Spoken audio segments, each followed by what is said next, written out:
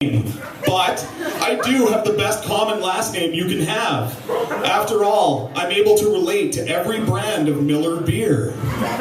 When I was a kid, I was Miller Lite. When I'm telling the truth, I'm Miller Genuine. When I'm relaxing, I'm Miller Chill. If I ever decide to go into the Army, I'll be Miller Draft. And if I ever decide to start smoking weed again, I'll be living the Miller High Life.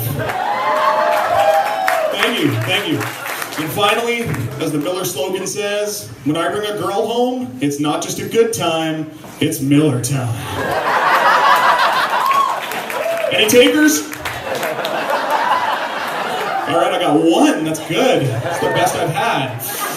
Fuck, that's sad. Well, I'm also accident prone. Oh, and as Chris mentioned, I am blind. That's like being punished for the same thing twice. And when you have a disability, people like to ask you questions. Here's the one I get all the time. So if you can't see, how come you just don't wear glasses? Honestly, if it were that simple, I'm sure I would have figured it out a long time ago. Besides, I've grown way past the childish notion where wearing glasses isn't cool.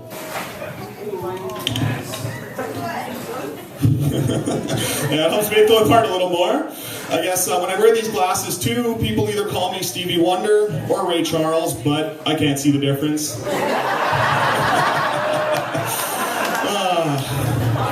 And another question I got, it's probably the weirdest question I've ever heard. A kid came up to me when I was in grade 8 and he says, "Justin, I know you can't see, but does that mean you can't cry?"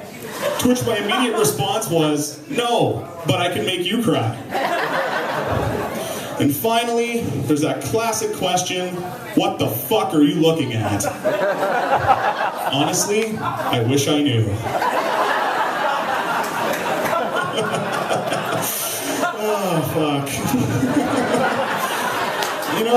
One time I went on a date with a girl to the movies, and she asked me to explain my visual disability to her.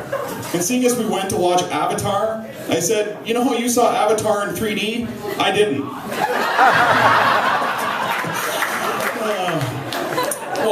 There is one downside to being blind though, and that's I'm not able to drive.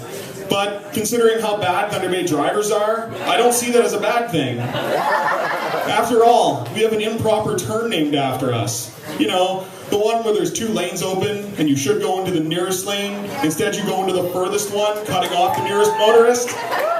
That, my friends, is a Thunder Bay turn.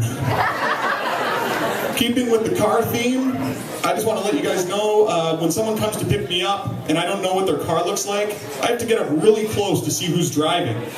Apparently, this freaks some people out. So, if this ever happens to you, I just want you to know, I'm not trying to carjack you, I'm just trying to find my ride home. Sadly, that's happened more than once. But the upside with having a visual disability is the sex is incredible. I don't even need the paper bag. I've got that part covered. I'm one of the few people who can truly enjoy phone sex. You got a great voice, I don't care how much you weigh, you're fucking fantastic. So I'm seeing a girl, believe it or not, well, I'm not really seeing her, but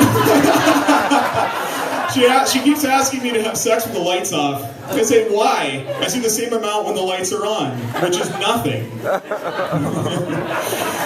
guess she has a little bit of self-esteem issues, but it's okay. At least she pretty much told me one night I could do whatever I want to her. I said, really? Like come on your face?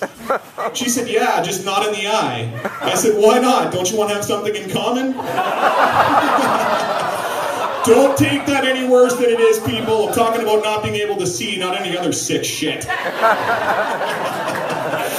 Now, just because we're at a bar, I gotta tell this story. When I was 18, I was at an all-ages show, and the bouncer took one look at me and said, "Man, get out of here, because your eyes look fucked." I was like, "No, man, I have a visual disability, and you know what? Just to prove you wrong, I'll subject myself to any test you want.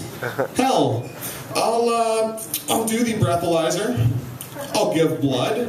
I'll even give you a urine or a semen sample. But please, let me do those last two on my own. It's not your job, and I don't need a hand. Let's see, where else can we go here? I just want to end by saying, I'll tell you guys about an article that I read. It says that if a man stares at women's breasts for 15 minutes a day, it's equal to 30 minutes of exercise for your heart. So, ladies, I hope you don't mind if I ask to get a closer look. It is for my health, after all. Thank you very much. I'm Justin Miller.